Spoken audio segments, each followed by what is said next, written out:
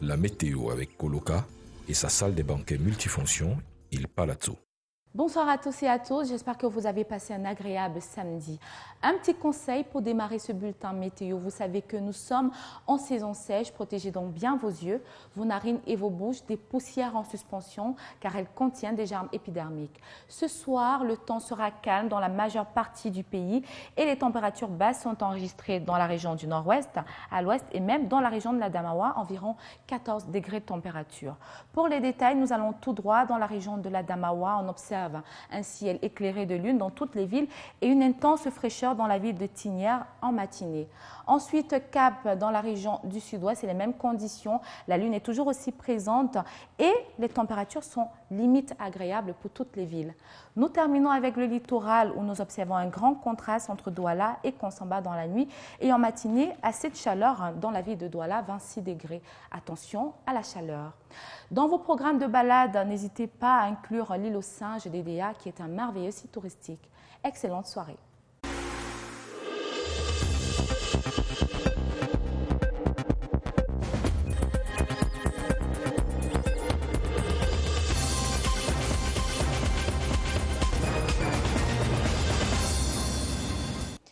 Madame, Monsieur, bonsoir. Bienvenue au 20h30. Voici la une du journal ce soir. Vœux de nouvel an au président de la République et à Madame Chantal Biya. Tradition respectée, message diffusé. Politique internationale du Cameroun dévoilée. Arrêt ce soir sur le volet économique du message du chef de l'État à l'endroit du corps diplomatique. Double scrutin du 9 février prochain. Le matériel électoral sera-t-il acheminé à temps? Et les CAM mettent tout en œuvre pour en avoir le cœur net.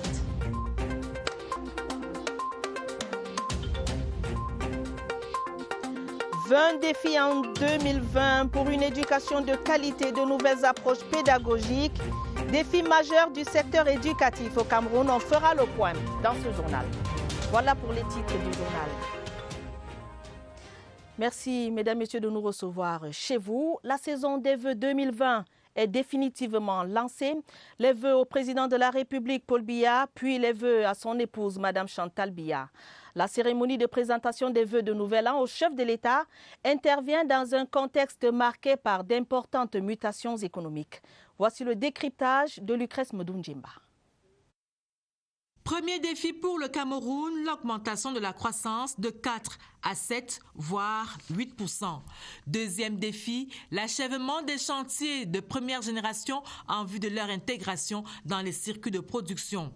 Autre défi, et pas des moindres, la paix. Oui, la paix, gage de tout développement. Les défis de la gouvernance et de la maturité des projets ne sont pas en reste, tout comme ceux de l'industrialisation via la transformation et la consommation des produits locaux. Autre défi pour le Cameroun, la résilience dans un contexte économique défavorable marqué par la baisse des cours du pétrole, mais aussi à terme par les tensions commerciales entre les grandes puissances qui, selon le président de la République, contrarient les opportunités de développement des pays africains. On se souvient que l'année 2019 a été marquée par la guerre commerciale entre la Chine et les États-Unis, avec un pic sur l'affaire Huawei. On n'a pas oublié les tensions entre la Russie et les États-Unis, la Russie et certains pays asiatiques, ou encore les tensions sur fond de partage de ce qui est considéré comme le gâteau africain. Fort de sa légendaire prudence, le chef de l'État tire la sonnette d'alarme et invite par ricochet les Africains à la vigilance. Des Africains qui, dès le mois de juillet prochain, pourraient caresser le rêve d'une Afrique qui fait recette pour les Africains à travers la zone de libre-échange continentale. Avec ses 54 pays, ce marché est parti pour être le plus grand du monde. À la clé, 1,2 milliard d'individus. Certes, il faudra adresser les questions douanières, adresser également les questions relatives au seuil de convergence pour les sous-régions, mais l'Afrique a là l'opportunité, comme le souhaitaient ses pairs en 1960, de tutoyer le monde. Retour ce soir sur la cérémonie de présentation des vœux de Nouvel An 2020 à l'épouse du président de la République, Madame Chantal Biya. Une délégation des épouses des chefs de mission diplomatiques et 27 délégations des épouses et des membres des corps constitués nationaux, près de 2000 invités. Une cérémonie courue et bien arrosée que nous raconte Joseph Clément Omba. Partageant les idéaux humanitaires de l'épouse du chef de l'État, les épouses des chefs de mission diplomatiques accrédités à Yaoundé constituent la première délégation a formé des vœux de bonheur, de santé et de prospérité à l'endroit de l'épouse du chef de l'État, Mme Chantal Biya.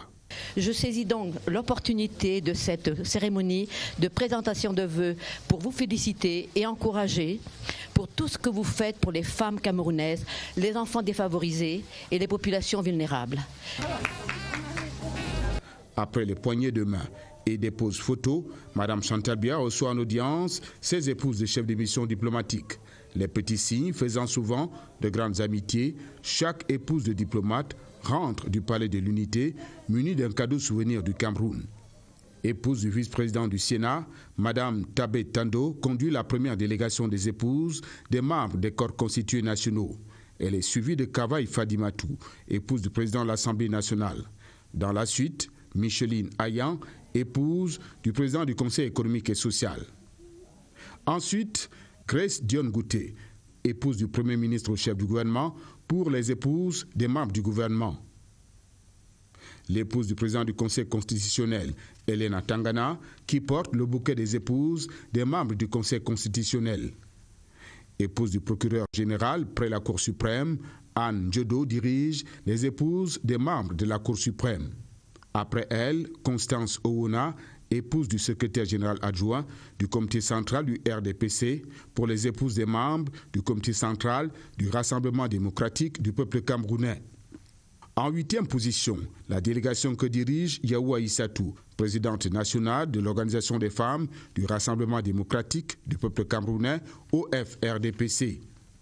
Mondjoa Lifaka est vice-présidente à l'Assemblée nationale. Elle arbore l'écharpe tricolore, couleur des femmes députées. Elle précède Geneviève Chouès, vice-présidente de la Chambre haute du Parlement camerounais. Après Mesdames Soso, épouse du recteur de l'Université de Yaoundé 1, Elmine Nasseri, épouse du gouverneur de la région du Centre, elle conduit les épouses des autorités administratives et traditionnelles. Il en est de même pour Adrienne Paul Demenou Tapamou, maire de Fokoué, qui représente les femmes maires. Reine Félicité Bétia Somon, épouse du ministre délégué à la présidence, chargée de la défense. Émilie Meka, épouse du chef d'état-major des armées, et Denise Semengue, dirige les délégations qui suivent. Nathalie Moudiki, épouse de l'administrateur directeur général de la Société nationale des hydrocarbures, SNH, mène les femmes des responsables des sociétés publiques et parapubliques. Céline Ngongo, épouse du ministre d'État, secrétaire général de la présidence de la République, se trouve à la tête de l'une des délégations les plus fortes, celle des épouses des responsables de la présidence de la République. Dans la délégation, plusieurs épouses des responsables des structures administratives qui, au quotidien, accompagnent le président Paul Biya dans l'accomplissement de ses missions. Grace Dion Gouté revient, cette fois sous la bannière de coordonnatrice générale du Cercle des Amis du Cameroun, CERAC. Les femmes membres du gouvernement y figurent, celles du volet national et du volet diplomatique également. Les dames du CERAC sont ensuite relayées par Habissou Bidoum, secrétaire général de la Fondation Chantal Biya, dont elle dirige la délégation. Une délégation au sein de laquelle se trouvent les responsables du Centre hospitalier de recherche et d'application en chirurgie endoscopique et reproduction humaine CRACER, ceux du Centre international de référence Chantal Biya, CIRCB, qui brille par sa présence. Jean-Stéphane Biacha, secrétaire exécutif de Synergies africaines, porte la missive du secrétariat exécutif de Synergies africaines. Après les épouses, les dirigeants des mouvements syndicaux, Clémentine Essono est porteuse du bouquet de fleurs des organisations non gouvernementales. Au nom du groupement des femmes d'affaires du Cameroun GFAC, les femmes d'affaires dirigées par Agnès Ntouben Dodé, épouse Ndjok, présidente nationale du groupement des femmes d'affaires du Cameroun. Inuisable Marie-Claire Nana, directeur général de la société de presse et d'édition du Cameroun, Sopecam. Elle tient la plume des femmes journalistes. Des vedettes confirmées du micro ou du petit écran, des vedettes de la plume également, tenant à former des vœux de bonheur et de prospérité à l'endroit de Mme Chantal Biya. Une délégation des femmes journalistes devenue particulièrement fournie avec en son sein celles qui relaient l'événement pour leurs organes de presse. Puis la 26e délégation, sous la supervision de Patricia Ndjongo. Ce sont les invités spéciaux de Mme Chantal Biya. On y retrouve plusieurs membres de la famille présidentielle, mais également des artistes de renom et d'autres collaborateurs. En fin de cycle, la délégation des Baka et des Bororo, minorité convaincue que le Palais de l'Unité est une maison du peuple grâce à Mme Chantal Biya. Pour agrémenter l'événement, plusieurs artistes qui font la présentation de vœux à Mme Chantal Biya, un événement particulier. Bonne et heureuse année 2020. C'était d'intenses moments de bonheur. Galerie de prestige située à l'avenue Rosa Park au quartier Golf, ici à Yaoundé, Chic Design, a procédé ce samedi à une promotion vente, la première de l'année. La clientèle qui a fait de bonnes affaires a pu une fois de plus apprécier l'inspiration de la promotrice de la galerie passionnée d'art qui met son inspiration au service d'une décoration d'intérieur luxueuse et raffinée. Les détails avec Claristin. L'année 2020 s'ouvre sous le signe du rêve, devenu réalité pour la prestigieuse galerie de meubles et autres accessoires de décoration Chic Design et sa non moins prestigieuse clientèle. Accueillis avec un plaisir non fin ici, ces messieurs et dames n'ont eu que l'embarras du choix entre des meubles au caractère décisif et sophistiqué, aux lignes douces, enveloppés dans un rembourrage capitonné de couleurs vives et expressives, en cuir première gamme ou velours lisse. En plus de ces fauteuils d'appoint, Chic Design propose des lampes luxueuses de table et la reine de cette année 2020 est le lustre qui trônait sur une salle à manger aux chaises confortables. Que dire du vaisselier? Un meuble plus que pratique pour la maison où se lave la vaisselle en cristal de préférence. La chambre, la salle de bain, les accessoires de mode, les compositions florales, tout en un lieu, voilà qui trouve l'adhésion de cette clientèle au goût raffiné. C'est toujours un plaisir de pouvoir venir dans cette galerie de luxe, surtout aujourd'hui, parce qu'aujourd'hui c'est un vernissage et d'autant plus, c'est très cosy, c'est très agréable et tout est beau.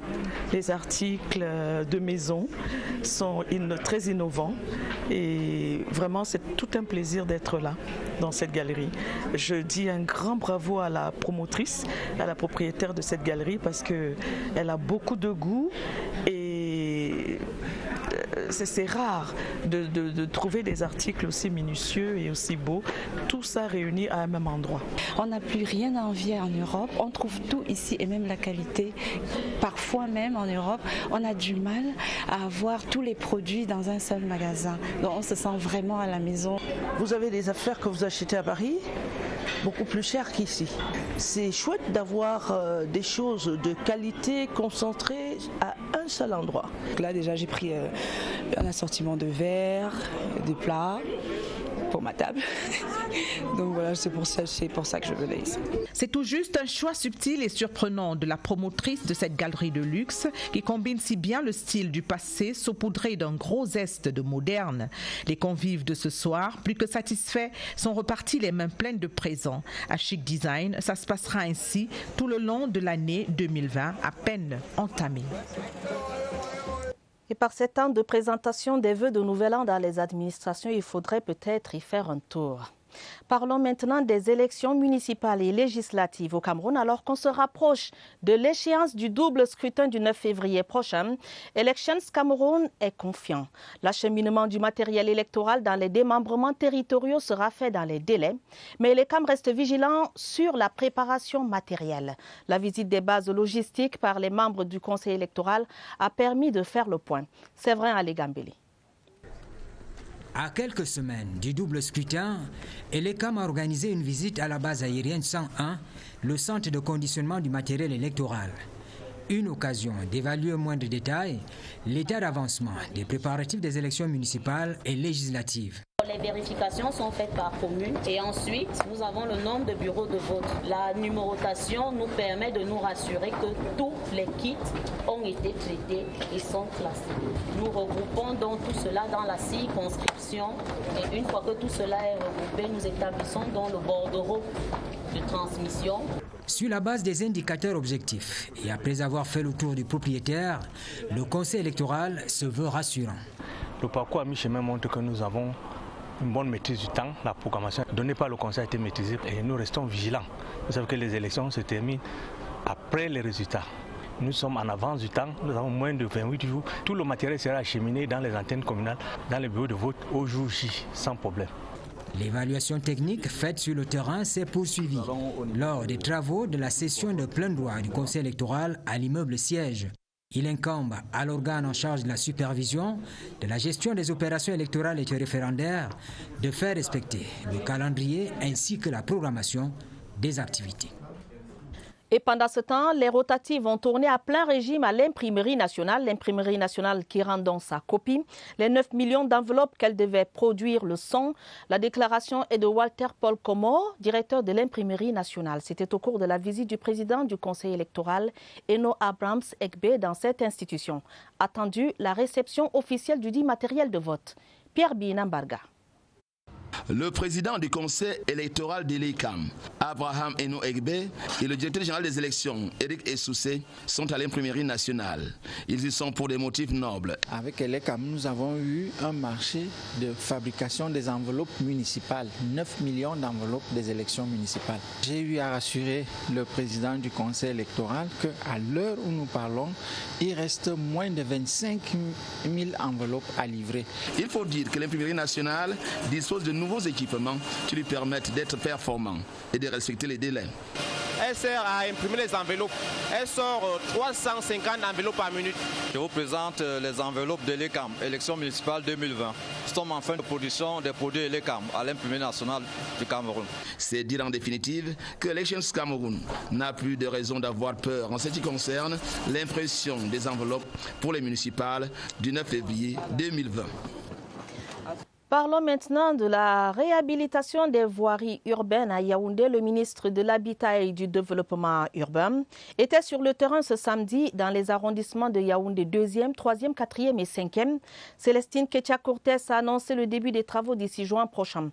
Les populations ont été préparées à subir quelques désagréments tout de même. Carmen Billet, reportage.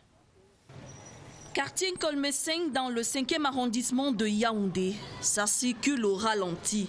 Ici, tout comme à Mokolo, lieu-dit Carrefour Kameni ou encore à Anguissa, le bitume a cédé la place à des nids de poules hors du commun, occasionnant des embouteillages interminables sous des nuages de poussière. En urgence, le ministre de l'Habitat et du Développement urbain est descendu sur le terrain samedi, lancer la réhabilitation de ces voiries urbaines. Le chef de l'État a écouté les appels des populations de Biémassi, de Yaoundé 5. Nous avons fait le tour de nombreux tronçons que le chef de l'État nous a instruit de bitumer afin de faciliter la mobilité urbaine à ces populations-là. La situation la plus préoccupante concerne le quartier Kolmeseng. Ici, le projet de développement des villes inclusives et résilientes est en branle. Coût des travaux, un peu plus de 12 milliards de francs CFA. C'est une route 2 fois 2 voies, avec un terre-plein central, avec un trottoir de près de 2 mètres, avec des stationnements de taxis et de motos. Pour le moment, le processus d'indemnisation des personnes affectées est en cours, même si les riverains cachent mal leur joie de voir les engins à pied d'œuvre. Nous souffrons depuis des années et ce nouveau bébé, nous l'attendons depuis. Et nous avons vraiment envie de le voir. Et c'est pour cela que les populations de Kolmeseng, par ma voix, nous disons merci au chef de l'État. Le début des travaux est prévu pour juin 2020 au plus tard. Autre manifestation de joie à Douala. Parlons du terminal à conteneurs du port autonome de Douala où des marches pour saluer l'expertise camerounaise dans un secteur stratégique se sont déroulées. Les dockers, regroupés au sein du syndicat national des transitaires, transporteurs et consignataires du Cameroun, remercient le chef de l'État pour la rétrocession provisoire du terminal à conteneurs. Aboubakar Abo de CRTV Littoral nous en dit plus.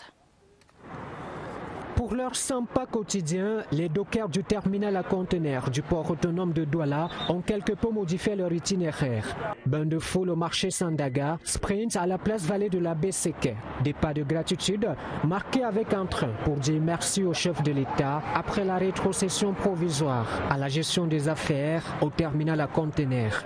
Nous remercions le chef de l'État d'avoir sorti son décret qui organisait le port autonome de Douala. Et une régie a été créée à ce sujet. Les Camerounais sont en train de se mettre au travail. Avec la nouvelle régie, tout se passe bien. C'est quelque chose de très important pour la balance commerciale, pour le panier de la ménagère. Ce vent de changement provisoire semblerait booster le moral des dockers, lesquels, depuis le 1er janvier 2020, mettent plus de cœur à l'ouvrage. On a déjà manipulé plus de 6 000 conteneurs, plus de 6 bateaux depuis le début. Et le mouvement par heure, c'est minimum 19 à 20 conteneurs par heure. Nous sommes encore beaucoup plus motivés à travailler. Nous avons une expérience qui est déjà là et nous croyons que nous allons relever tous les défis que nous avons à faire. Point de convergence de cette joie exprimée à l'endroit du chef de l'État, la sous-préfecture de Douala 1er, où une motion de soutien a été remise à l'autorité compétente pour transmission acquis de droit. Reste maintenant à espérer que la RTC répondra aux attentes formulées par la communauté portuaire. En éducation, après les élèves, les parents d'élèves font leur rentrée. Ce samedi, l'Association nationale des parents d'élèves et enseignants des établissements secondaires du Cameroun a tenu son assemblée générale à Yaoundé. Au menu de cette rencontre, entre autres, l'élaboration de stratégies pour lutter contre la consommation des drogues et stupéfiants en milieu scolaire. Barbara Padjama. Des dangers qui gagnent du terrain en milieu scolaire. À la consommation de la drogue et des stupéfiants s'ajoutent les violences et les expositions aux MST et VIH-Sida. Depuis 2 ans, la situation tend à être sous contrôle grâce au frein à main de l'Association des parents d'élèves et enseignants du secondaire. En vue la convention avec le Comité national de lutte contre la drogue. Il y a ensuite la mise sur pied des différents bureaux régionaux du centre, de l'Est, de l'extrême nord, du sud, du littoral. Un rôle central. L'Association nationale se déploie en éducateur pour être le meilleur interface entre les parents, les responsables d'établissements et l'administration pour miser sur de bons résultats. Dans la mise sur pied des politiques publiques, nous avons effectivement pensé qu'il était normal que les APE à l'échelle nationale posent, n'est-ce pas, des activités uniformes pour le bien, n'est-ce pas, de nos enfants, pour que les résultats de nos enfants soient meilleurs. Cette rencontre de Yaoundé a réuni environ 6 régions, dont la plupart viennent du Cameroun profond. Il était important pour ces encadreurs de comprendre les tests qui régissent les APE au Cameroun et d'enregistrer de nouvelles stratégies de lutte contre les mauvais comportements en milieu scolaire. La suite ce soir de notre série 20 défis en 2020 zoom sur ces innovations dans le secteur éducatif camerounais. L'introduction, entre autres, de nouvelles approches pédagogiques à travers de nouveaux curricula au ministère de l'Éducation de base. Par exemple, la phase de mise en œuvre est en cours. Martine Waldingue. L'approche par les compétences. Le concept a fait son entrée dans le système éducatif camerounais il y a peu, comme beaucoup d'autres nouvelles approches pédagogiques. Les nouveaux curricula sont basés sur l'approche par les compétences. La compétence voudrait dire résolution des problèmes. Ceci entraîne automatiquement des méthodes pédagogiques qu'on appelle sur ancrage théorique sur le socio-constructivisme. Les nouveaux curricula, de par leur complexité, n'ont pas trouvé l'adhésion de tous à l'éducation de base. Il a donc fallu revoir la méthode d'implémentation. Quand un produit nouveau arrive, il apporte certaines façons, certaines manières de faire. Nous sommes au milieu du processus. Il y a d'abord, la volonté des enseignants, 2, le dynamisme des responsables du système de base qui se sont donnés pour faire des lances. La réussite efficace de la mise sur pied de ces curricula. Les formations se poursuivent pour une meilleure transmission aux enfants dès la maternelle. Nous sommes en train de former les enseignants du niveau 1, le niveau 2 l'année prochaine et après, c'est le niveau 3. Sûrement, après cette date-là, on pourra vérifier l'impact de la mise en œuvre. Il va falloir encore attendre un peu pour avoir une illustration claire de ces nouvelles techniques d'enseignement.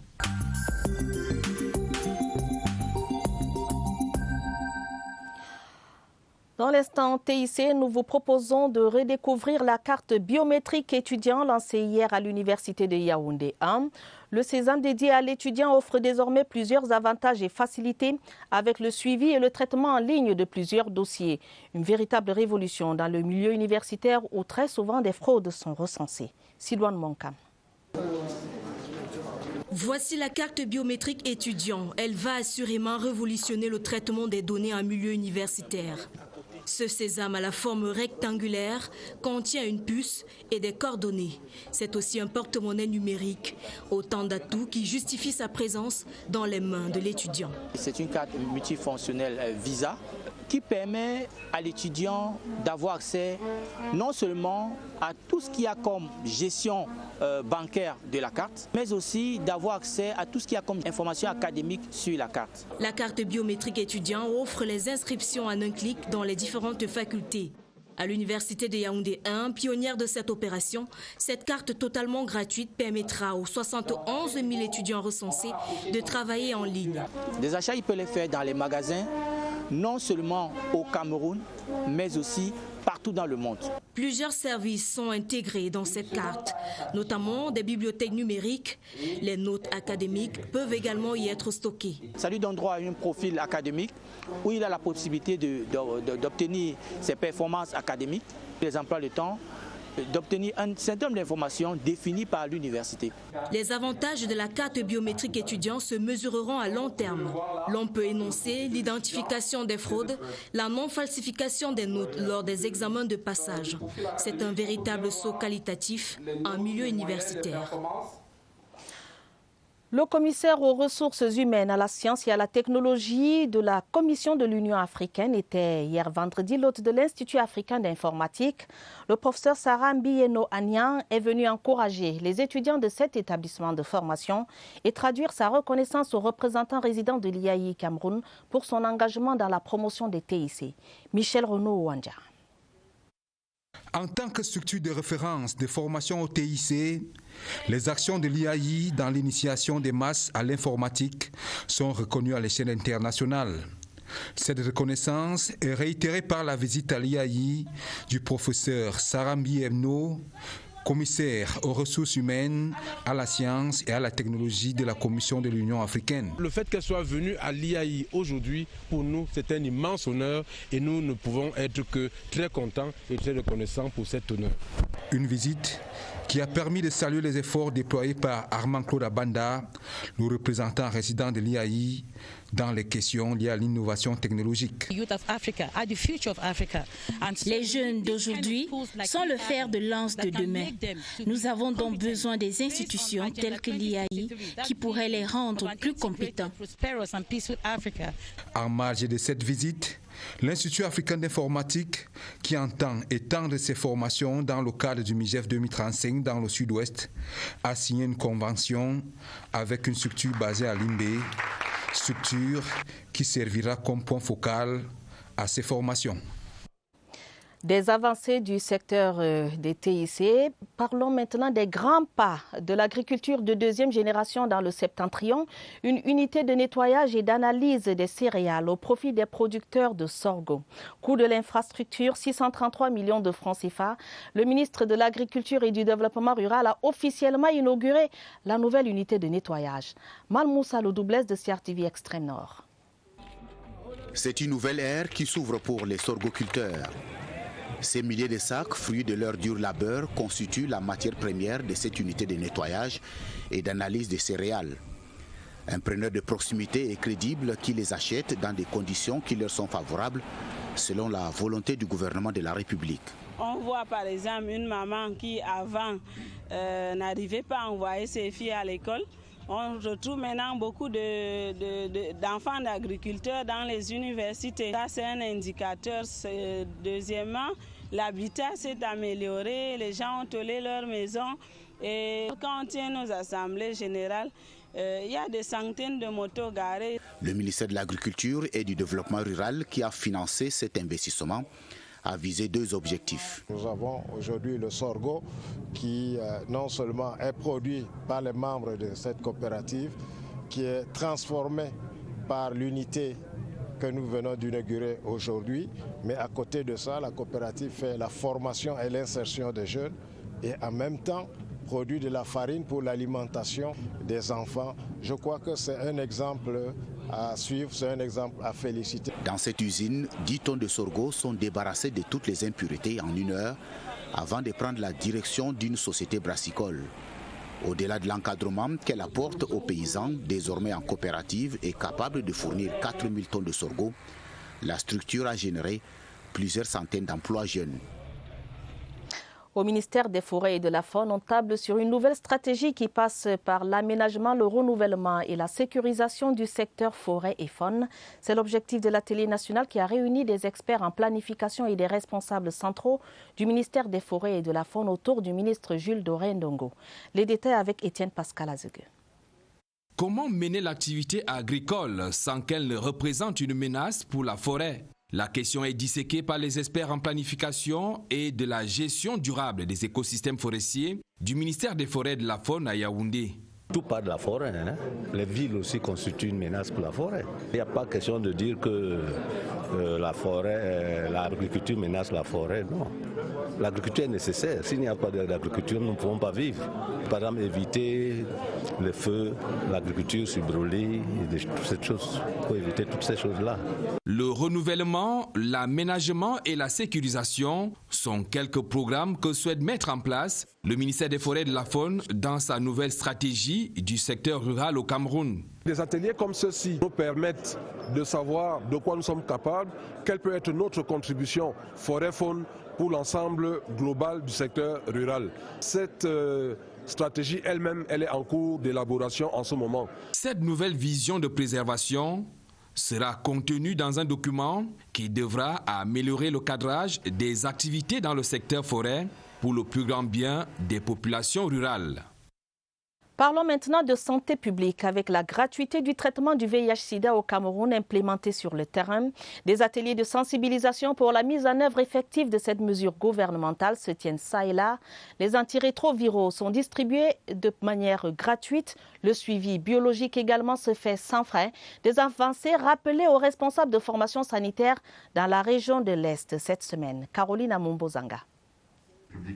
Cet atelier participe de la mise en œuvre de la récente mesure gouvernementale relative à l'exemption du paiement direct des frais de dépistage et de prise en charge des personnes vivant avec le VIH-Sida au Cameroun. La prise en charge du VIH concerne le dépistage, la prise en charge en termes d'antirétroviraux, mais également la prise en charge des médicaments de prévention des maladies opportunistes, le suivi biologique, notamment les examens de CD4, les examens de charge virale et certains examens cliniques dans le cadre de la prise en charge des femmes enceintes détectées positives. L'atelier de Berthois a édifié tous les responsables des formations sanitaires de l'Est sur les différents aspects de cette décision en vigueur depuis le 1er janvier 2020. Nous avons tenu compte du fait que cette décision qui s'offre comme une opportunité pour améliorer la qualité de la prise en charge pourrait voir le nombre de PVS augmenter. Les travaux qui se sont déroulés en échange et discussions nourries visaient aussi à exhorter les populations à s'approprier cette mesure salutaire pour réduire la propagation du sida qui fait des ravages dans la région de l'Est, classée 2e après le Sud parmi les régions les plus infectées au Cameroun. Les acteurs du secteur de la santé publique impliqués dans l'implémentation de cette politique de gratuité du traitement du VIH-Sida de la région de l'Adamawa ont également été sensibilisés à travers un atelier de formation et d'information. Le gouverneur Kildadi Tagege Boukar, qui ouvrait les travaux, a insisté pour que le message, la bonne nouvelle, parvienne à toutes les personnes vivant avec le VIH-Sida, à savoir qu'ils seront désormais, que ces personnes-là, donc elles seront désormais prises en charge de manière gratuite et globale.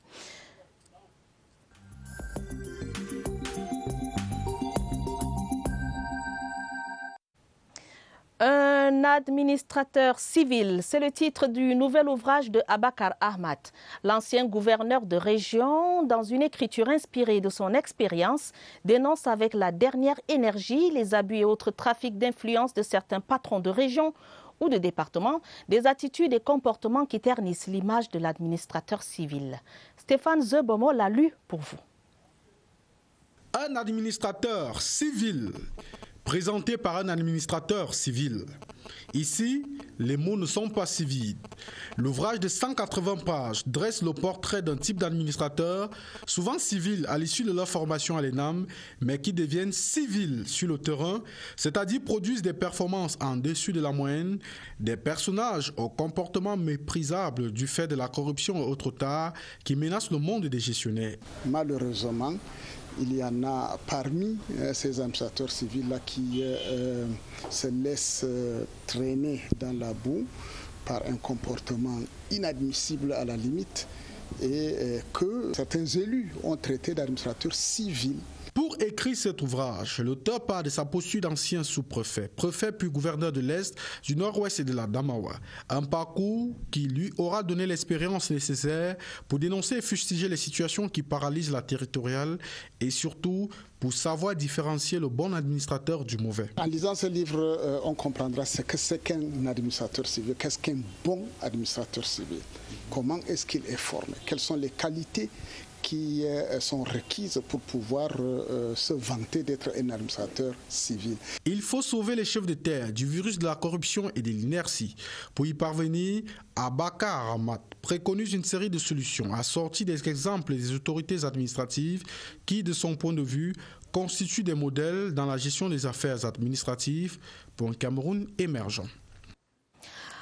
En sport, Football Ligue 1, à une journée de la fin de la phase allée de la compétition, Coton Sport de Garoua est d'office champion honorifique avec 34 points au compteur, soit 6 points d'avance sur son suivant immédiat. L'équipe de Garoua envisage de finir en beauté ce dimanche face à APGS d'Unfou. Omar Boubacarry de CRTV Nord nous en dit plus. Avec 10 victoires sur les 16 rencontres disputées lors de cette phase allée du championnat national Elite One, Coton Sport de Garoua est sacré champion à titre honorifique à une journée de la fin de cette phase. Nous avons fait jouer chacun son rôle. Tous les joueurs leurs salaires sont payés, les joueurs sont logés, les joueurs ont leur prime de match. La discipline implémentée par les dirigeants avec la mise sur pied d'un responsable en charge de la question aura aussi joué un rôle important. On s'organise, on sait comment on fait le regroupement des joueurs et également on sait comment amener les joueurs à se donner à fond pour pouvoir avoir des résultats. Il y a des sanctions quand il y a des indisciplines. L'autre facteur, et non de moindre, ajouté au dynamisme de la jeunesse, aura sans doute été l'implication du 12e joueur, déterminé lui également à apporter un soutien sans faille à l'équipe de Garoua. À Yaoundé, il y a des charters organisés par des supporters, sans l'appui du club. À l'ouest du Cameroun, on a des bases un peu Douala. Quand on va là-bas, on se croit même à Garoua. En attendant le dernier match, très pris au sérieux, qui va l'opposer à APGS d'Unfou ce dimanche, Coton Sport de Garoua et ses supporters savourent le sacre honorifique pour la première phase du championnat national. La fin du 20h30, journal préparé avec la collaboration de Daniel Menanga et Michel Renaud Oandja. Prochain rendez-vous avec l'information, ce sera à minuit. Vous serez en compagnie de Georges Marcel Messila et Gilbert Onguenem. L'information en continu, c'est sur CRTV News. Le sport et le divertissement, c'est sur CRTV Sport.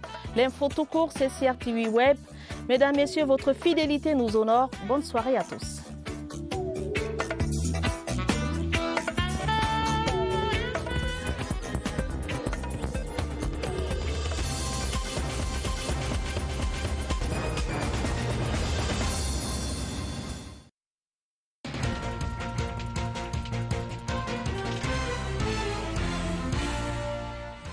Provisional electoral registers are available for consultation.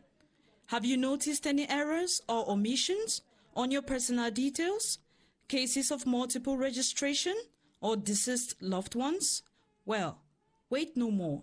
Report to the Lekam Council branch where you got registered and our field staff will do the rest. Let's work together for the establishment of a credible electoral register.